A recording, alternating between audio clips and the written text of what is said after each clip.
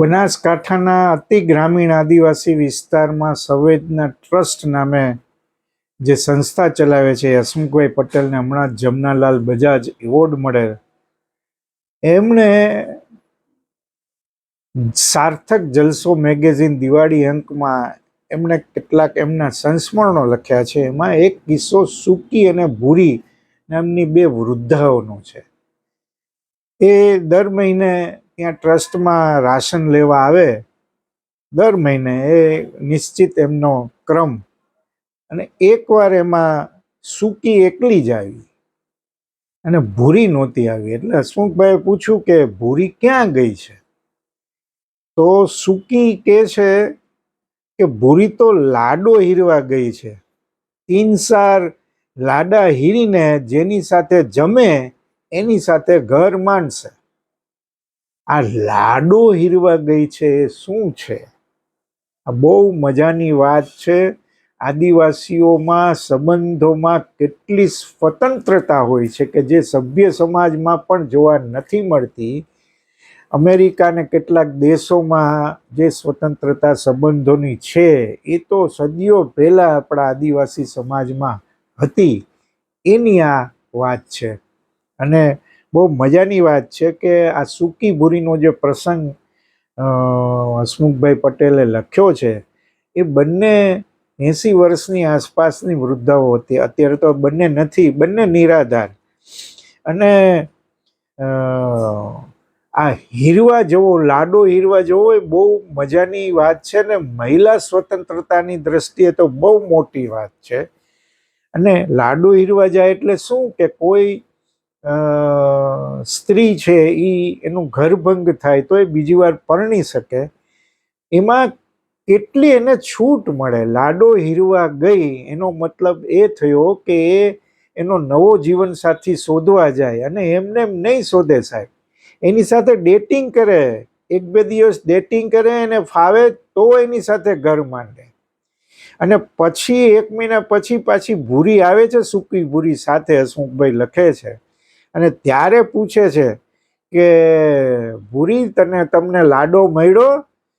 તો ડોસી કહે છે કે હીરા તો સાર પણ જમવું નહીં. એટલે કે 4 લોકો સાથે ડેટિંગ કર્યું હીરા, પણ એની સાથે જામ્યું નહીં. આ સાહેબ આદિવાસી સમાજની સભ્યતા ને સ્વતંત્રતા છે. એમને વિધવા પેન્શન અપાવ્યું હસમુખભાઈએ, બધી કાર્યવાહી સરકારી કરી.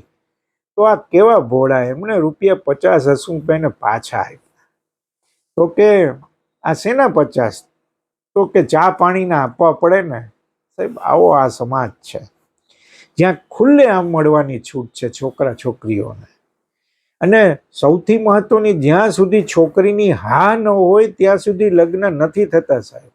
આ બહુ મહત્વની છે. એવી જ રીતે છૂટાછેડા પણ શાંતિથી થઈ શકે. એમાં કોઈ દંડ નહીં, બદનામી નહીં, કોઈ દબાણ નહીં. અને છૂટાછેડા થાય પછી બંનેને નવા જીવનસાથી શોધવાની છૂટ મળે. ઘરના કામકાજમાં પૂરી સહભાગિતા અને ખુલ્લે આમ એ લોકો મળી શકે. ત્યાં એરેન્જ લગ્ન જેવી કોઈ સિસ્ટમ જ નથી જેવી આપણી સભ્ય સમાજમાં થાય છે. મેળાઓમાં સામાન્ય રીતે જીવનસાથી શોધવામાં આવે. એ જાત જાતના મેળાઓ, જ્યારે મોટી હાટ યોજાય ત્યાં આ જુવાનડીઓ ભેગી થાય અને આંખ મળી જાય અને જમણો હાથ એ પકડે છોકરો છોકરીનો અને જો છોકરી હા પાડે તો એ લગ્ન નક્કી.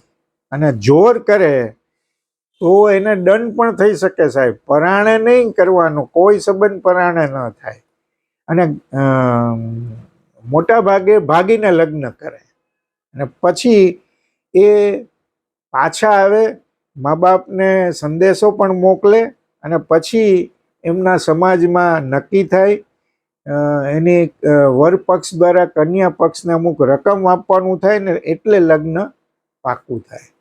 કેટલાક એમના વ્યસનો છે, 2 બોકડિયા આપવા પડે, દારૂની બાટલી આપવી પડે, એવું બધા દુર્વ્યસનો છે. હવે તો ઓછા થતા જાય છે. પણ વિધિસર લગ્ન ક્યારે થાય? તો કે સારું ચોમાસું થાય, મકાઈ બરાબર પાકી હોય ત્યારે આ લગ્ન લેવાય. અને જેની ઘરે લગ્ન હોય એને કાંઈ કરવાનું નહીં સાહેબ. આ બહુ મજાની સિસ્ટમ છે. આવી સિસ્ટમ બહુ ઓછા સમાજ, કોઈ સભ્ય સમાજમાં તમને જોવા ન મળે. સમાજમાંથી દરેક લોકો ત્યાં કળાયું રાખે, એટલે મોટી કળાઈ જેવું હોય એ રાખે, ટોપલી જેવું, અને એમાં દરેક ઘર જે આજુબાજુમાં રહેતા હોય એ 2.5 કિલો મકાઈ નાખે અને એક લાકડું પણ મૂકે, અને પછી એ લાકડું સળગાવી અને મકાઈનો ખીચડો થાય અને હારે દાળ રંધાય. અને છોકરીવાળા માં જ્યારે છોકરાવાળા આવે તો છોકરોની એની જાન જે હોય ને એ 1.5 કિલોમીટર દૂર રહે, અંદર નહીં આવવાનું છોકરીના ઘર સુધી. છોકરીના ઘર સુધી તો લાડો જ આવે, અને હસવાનું પણ નહીં. કોઈ હસે તો એને સજા પણ થાય. અને પછી જે ભાણેજ હોય એ ગોળ ગોળ ફરે ને એક પ્રકારની વિધિ કરે અને એ લગ્ન પાકા થાય. અને જો સારું વર્ષ ન આવ્યું હોય તો એ અને મરી જાય, માની લો કે, તો જે બચે એ ચિતાને 5 ફેરા ફરે, અગ્નિ સંસ્કાર પણ કરે અને દાટી દે વરસાદ જેવું હોય તો. અને ત્યારે પણ કેવી મજાની વાત કે ત્યારે પણ સ્મશાને દરેક જણ એક જાડું લાકડું લઈને આવે અને પછી એના અંતિમ સંસ્કાર થાય. એની સુપ્રીમ કોર્ટે પોતાની જ, એમાં કાંઈ કોઈ પ્રશ્ન જ ન આવે. અને 80-85 વર્ષે પણ આજે સૂકી ને ભૂરીની જે વાત કરી, એ ખિસ્સામાં એનું જે પહેરણ હોય એના ખિસ્સામાં લિપસ્ટિક જેવી કોઈ સ્ટીક રાખે અને હોઠ પર લગાવે પણ ખરા એના ઘરેણા. અને એ એમ કે અમે તો હજી કાચી કુંવારી છીએ. અને સંતાનોને પણ આ જ રીતે પ્રોત્સાહન કરવામાં આવે. અને આ સમાજ સાહેબ, તમે વિચાર તો કરો કે જે સમાજમાં આટલી સંબંધો માટે સ્વતંત્રતા મળે. આજે યુરોપ અમેરિકામાં બાળક 18 વર્ષનું થાય એટલે એને બધી છૂટ મળી જતી હોય છે, પણ આપણે આદિવાસી સમાજમાં તો આ વર્ષોથી સિસ્ટમ છે કે લાડો હીરવા ગઈ 80 વર્ષની ભૂરી એ લાડો હીરવા જાય, ડેટિંગ કરે, જુવાન તો કરે જ, અને તમને જાહેરમાં મળવાની બહુ છૂટ હોય. છોકરા છોકરીને કોઈ છોછ ન હોય. ઇવન કેટલાક કિસ્સાઓમાં તો છોકરો છે એ છોકરીને નવડાવતો હોય ને છોકરીના બહુ ઓછા વસ્ત્રો હોય, અને એ દ્રશ્ય બહુ સામાન્ય હોય સાહેબ.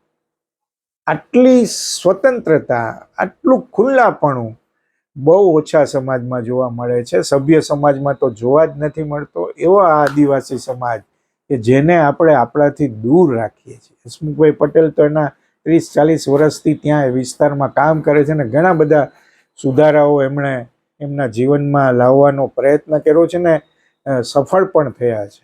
આવો આદિવાસી ભોળો સમાજ કે જે સ્વતંત્રતાને સૌથી આગળ રાખે છે, જે ખુલ્લાપણાને સ્વીકારે છે, એવા આદિવાસી સમાજને 100 સલામ. આભાર. ફરી મળીશું.